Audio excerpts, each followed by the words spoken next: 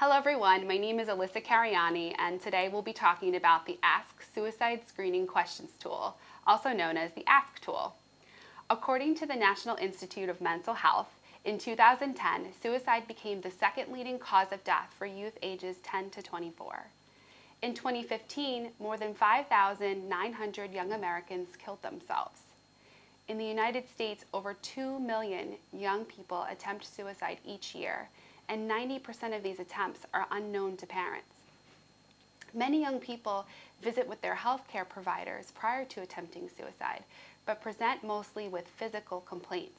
As such, if they are not directly asked, many do not divulge their suicidality. Based on these facts, pediatricians are in a unique position to be able to identify suicidality in young people early on, which is an integral part of the prevention process.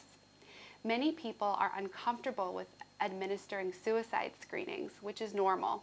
However, we are here to help you know not only what questions to ask, but also what to do if you find a youth to be at risk for suicide.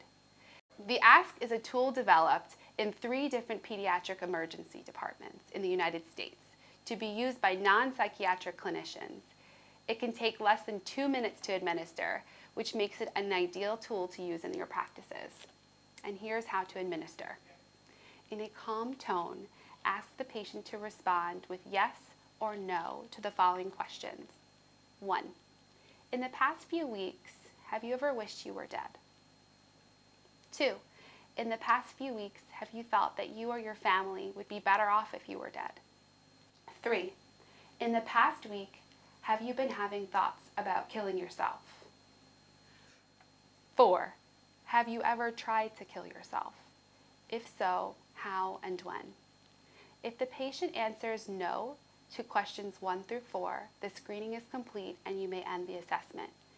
If the patient answers yes to any of the aforementioned questions, or they refuse to answer, they are considered a positive screen.